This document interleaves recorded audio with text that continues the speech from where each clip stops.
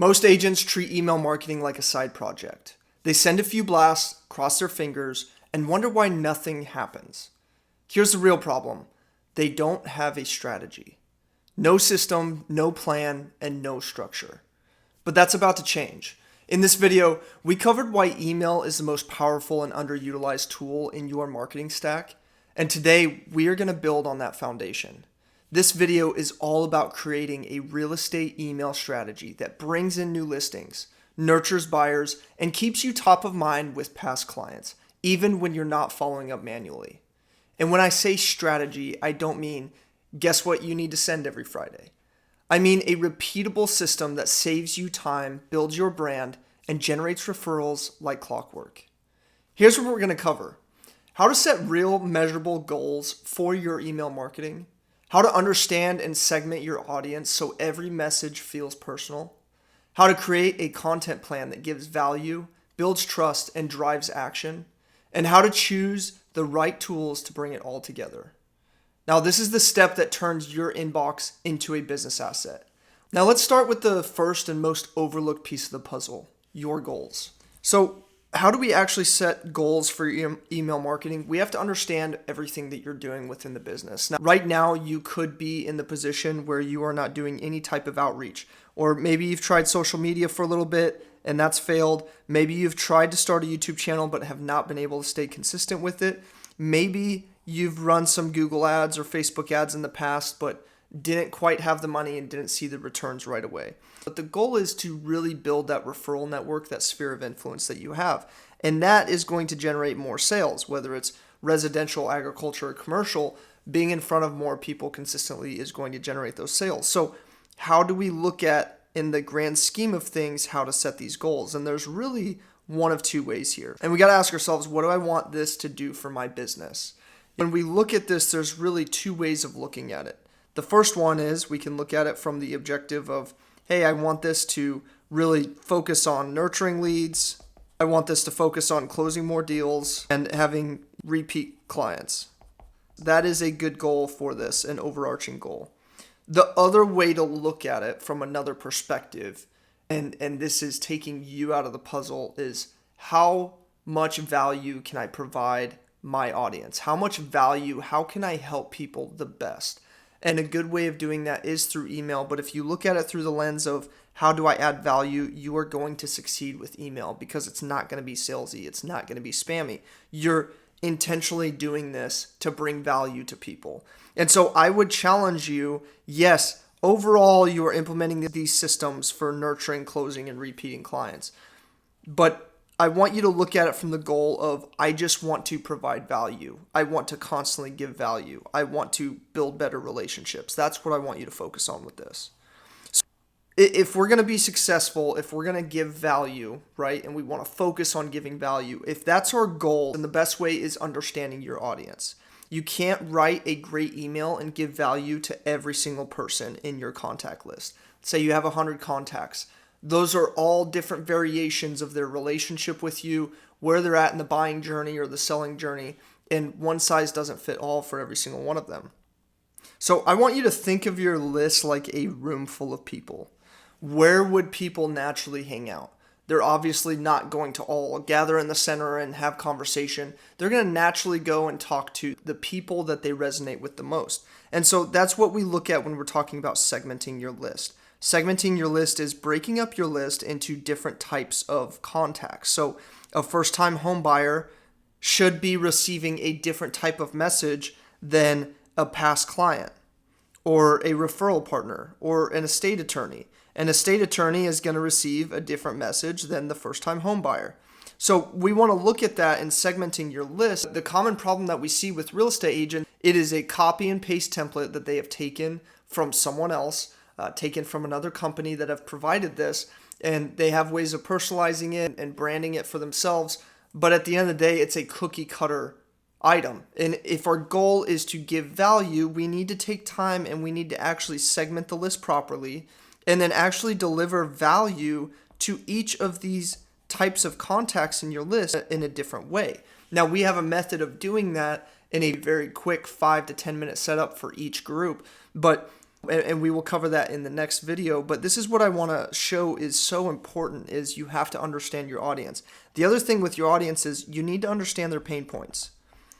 Put on the hat of you being a buyer or seller in your community and what are their pain points. And I would start out by just writing down a list of 10 pain points for each type. Now, may not need that necessarily for every single one, but first-time home buyers, that's a big one. Let's see, past clients is a big one.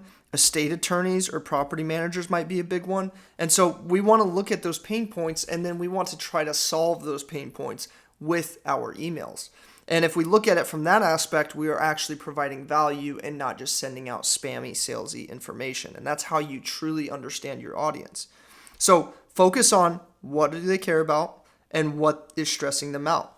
Build that list, 1 to 10, for some of your bigger number of contacts in your system. Don't worry about if you've got onesies or twosies and financial advisors, that's fine. But 1 to 10, that's a good range, a good number to start out with. Really understand their pain points and what they're struggling with. So the next question is, what do you send? Emails should do essentially 3 things. This is the primary goal of emails. Again, giving value. This is very big. Everything that we do with marketing is trying to provide value, and this is what we continue to try to stress with people. But giving value builds trust, and it prompts action. So that's what emails should do.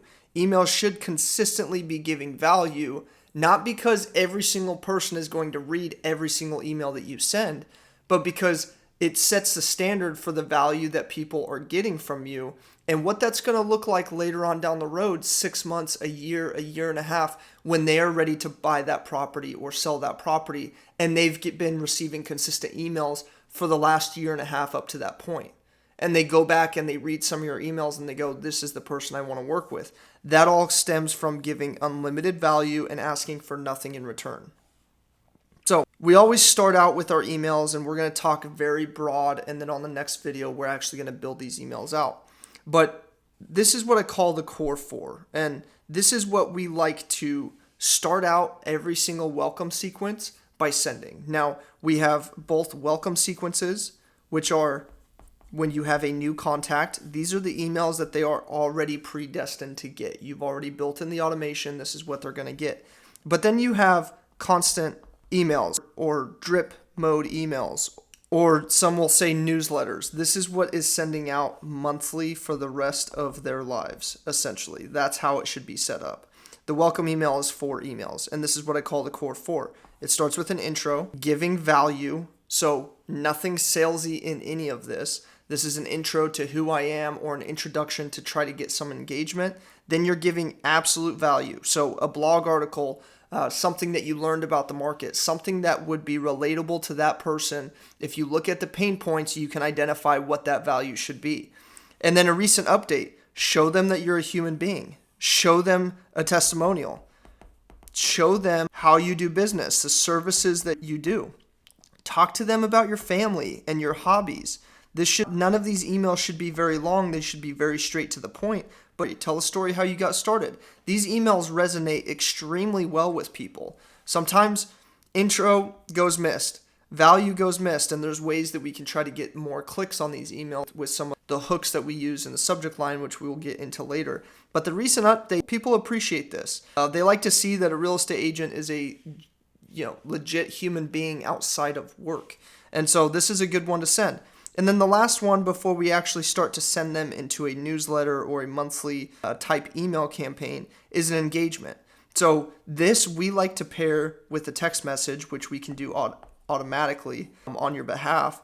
But we like to get engagements. This is a big question. Hey, did you receive my emails? Or hey, what's got you interested in this? Were you able to see the value that I provided? I would love to jump on a call with you sometime. Depending on your segment, depending on your type of contact, this engagement email can work very well for calls. And sometimes you will see when you're starting out with email marketing, you need to drip people in, so not add every contact into the mix, because if we have these set up right, your entire calendar is going to be booked up with calls with past clients that you haven't talked to in years, old contacts that haven't heard from you in 5 to 10 years, family members, friends who you're now checking up with who you haven't for years now. That can happen. So we have ways about that. But So when we look at the different types of emails moving forward, and we'll talk overall sequence here, but we have designed emails, and there's a different thought process with this, and I would venture out to say that I have a different perspective on this.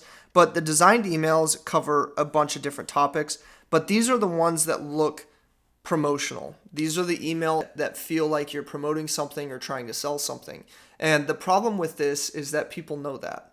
And so when they click into it and the email looks super pretty and has a bunch of art and it shows a nice banner with a button to the website and shows a bunch of pictures that they can click on and buttons, that works well, but does not work as good as a plain text email that people send, because it feels like you sat down and you wrote this yourself.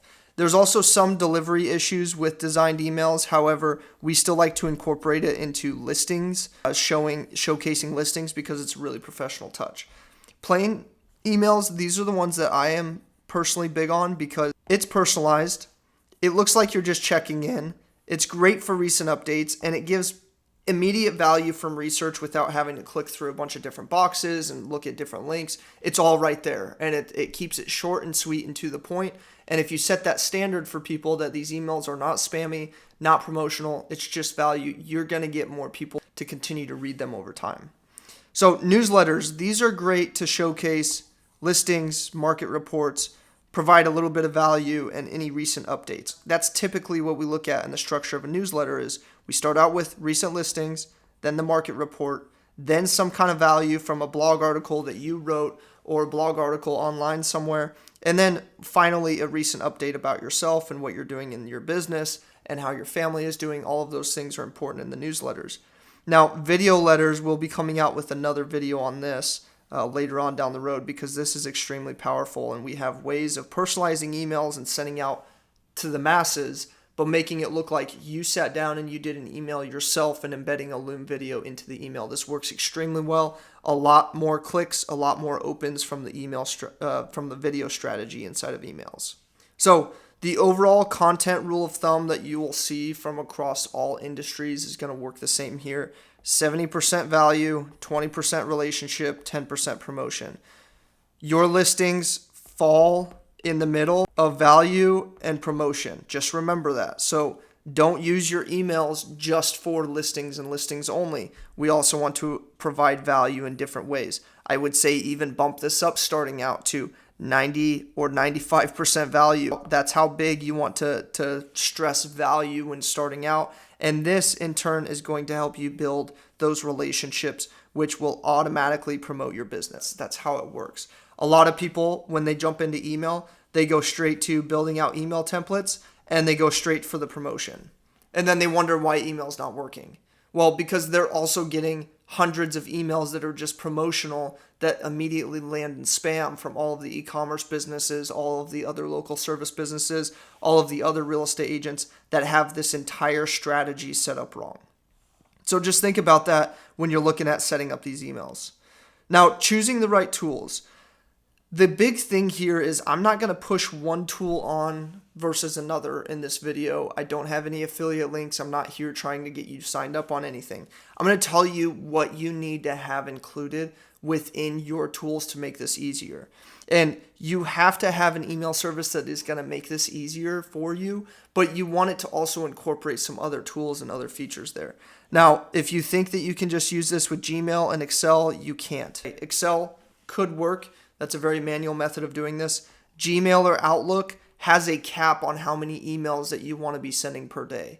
So if you go out there and you create a BCC, blind copy type email, and you send this out to your entire list, you're likely going to get that account either shut down or put in email jail, where every email that you send from here on is going to go into spam. So you have to have metrics that protect yourself from that. So that's number one. That's down here at the bottom, but I want to make sure to highlight this is compliance. You have to make sure that your strategy is compliant so you don't burn up your email account and you don't just start putting all of this work to end up in someone's spam inbox. There's a warm-up process. There's other things involved with that. So make sure that you have a good step-by-step method to be able to set those things up with the CRM or with the platform that you're choosing. Now, whatever email you go with, there's some very cheap ones like MailChimp and some other things out there that are good. Just make sure that it can integrate with your CRM. The nice thing would be to find a CRM that can handle mass emails and handle all of your contacts in your organization. That works extremely well. You want to be able to have an automation system built up, and you want this to be several dimensions. And I say several dimensions because if we have an automation system right here and it's only automating our emails, just emails, nothing else, well, text message, this is phone. If it's only automating emails, that's great, but text message follow-ups are fantastic as well. And if we're only able to automate one system, but the form of communication of our prospects or our recent clients is actually on the phone, we're missing out on a large percentage of possible clients. So if we can put these two and merge these two together and work hand in hand, where we send 1 email, 2 email, 3 email, 4 email, and then the end of the quarter we send an automated text message, we go from email to text, that works extremely well versus we go 1 to 24 emails without a single check-in. It makes it more personalized. You need to make sure that it has a good segmentation and contact tagging system, and we will show you this in the next video of exactly how this should look. But something that can divide all of your contacts into different buckets. So if we look at different buckets that they're going to fall in, we want an automated way that makes sense to actually have them fall into those buckets so that we can trigger different types of emails based on that. Mobile responsive. So if you create an email on desktop and we don't have a mobile responsive version, this is not going to work for you. And the reason is 70% of people are doing majority of their stuff on their phone. That's just the truth behind it. A lot of the contacts are going to be personal emails. They're not going to be the business ones. But a lot of business does on desktop, absolutely. But this needs to be optimized for both mobile and desktop and even iPad version now. There's a lot more people using iPads. So remember that this is absolutely important, that it has the mobile responsiveness feature. And then analytics. If you're sending out emails and you're just completely blind sending out emails and you can't see, what the click rate is, what the open rate is, what the reply rate is for all of your contacts, how many emails are actually landing in spam, how are you supposed to grow and improve? You can't. And so that's the important thing to consider here is if you have all of these things, but you can't actually look at the analytics and see how you're performing, it's a waste of time. So those are the key metrics that I look for when choosing the right tools. Now, when do you send it? Now, the rule of thumb when sending emails is definitely not weekends. We've got Monday, Tuesday, Wednesday, Thursday, Friday, and then I put a gap there for Saturday. So Saturday, Sunday, off the table. Monday is a really good day for emails. Friday is the number one day for emails. Tuesday, Wednesday, Thursday are iffy. But Friday, if you schedule it for 8 a.m. for these emails to go out, works fantastic. Works much better than what we've tested any other method. Same thing for Monday, anywhere from 8 to 10 or from 3 to 6. That is the best time. Do not hit people up after hours. Do not send out emails at 7, 8, 9, 10, 11 o'clock at night. Now, you're going to ask yourself, well, if we build an automation, it's going to send whenever. That's another thing that you have to have in your CRM is you need to have the ability to schedule time windows of when you want these emails sent. And then how often do you want to send emails? There's 2 rules of thought here. There is the weekly or even 2 times a week thought process. And then there is the monthly updates. Now, pros and cons of each. Weekly, 2 times weekly, you're going to be in their inbox so much more. You will. The problem with that is topic ideas, right? A lot of people that are doing these emails weekly are not segmenting their contacts. They're sending out the same information to every single person in their list, which can end up burning people, where people actually opt out of your emails and they don't want to talk to you anymore because you overdid it.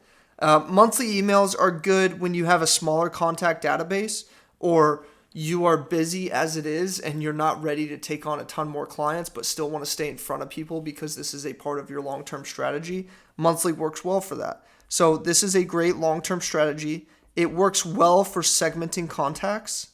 Works extremely well because we're able to, instead of spending so much time trying to create weekly or even 2 times a week emails, We're actually taking the time to do a monthly or twice monthly email, which is going to provide even more value than the weekly is going to. Now, I'm speaking for everyone and putting every agent in a box here. You may be able to achieve 2 times weekly emails and put crazy amount of value in every single one, but then you run into the same issue with social media, and that's getting burnt out.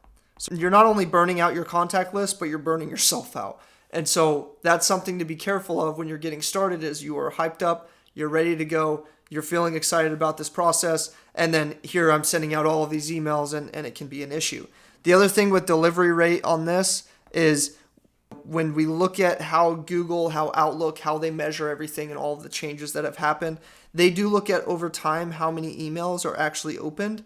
And this is a big important one. So if we add a new contact and we just start spamming them with emails and they get 15 emails from us in a short period of time and they haven't opened a single one, that can be an issue later on down the road in terms of validating your emails. So for monthly, the negative is you are in their inbox less. It's just how it happens. You are not sending the amount of volume. I would say that respects people better in terms of these are not spammy emails. When I have important information, I send it out. The way that we like to structure it personally is we send out 4 in the beginning, the core 4, and then we transition into a monthly newsletter, and then we sprinkle in listings when we get them. So there may be 3 emails that they receive a month. It may be just 1 email, depending on the listing frequency there. We can put new listings, and then even when we sell, we can put the recently sold or update to listing, and we can put that in here as well. So that's what we look at. But the overall metric that I like to steal from Alex Hormozi is the 3-7-30 rule. So 3, 7, and 30. 3 is 3 emails in the first 3 days. Okay, this is when you make that first contact and you have a new contact and you want to get in front of them. So 3 emails in the first 3 days. Then we want to do 1 email in the next 7 days.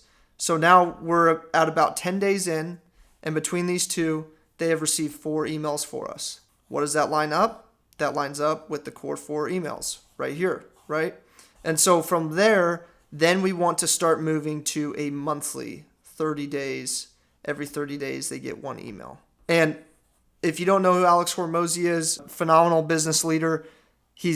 Has great experience in terms of following up, and that's really what we're doing here is following up. And this is his follow-up process. So I would sprinkle in even after the 7 days, right? We send an automated text message. That's my text message box right there. Send an automated text message after the first 7 days right there. So they get 4 emails, a text message, and then it rolls into less spammy content because they prove to themselves that they're either not working with you or they are not the 10% of the market that is not ready to buy right this second. And so we want to respect that and give them space. So now you have what most agents don't. Real goals behind your emails, which is value number 1. A clear understanding of who you are talking to. A content plan that builds trust. A better way of segmenting your audience so you're speaking to the right person. And the tools to actually make it happen. This is how you stop guessing and start growing. But strategy alone won't get the results. What you say and how you say it matters. So if you're ready to learn how to write real estate emails that actually get opened, get clicks, and get responses, watch the next video right here, how to write real estate emails that convert. I'll walk you through subject lines, copywriting formulas, and simple storytelling techniques that turns your leads and your audience into listings. Click over to that video now and I'll meet you there.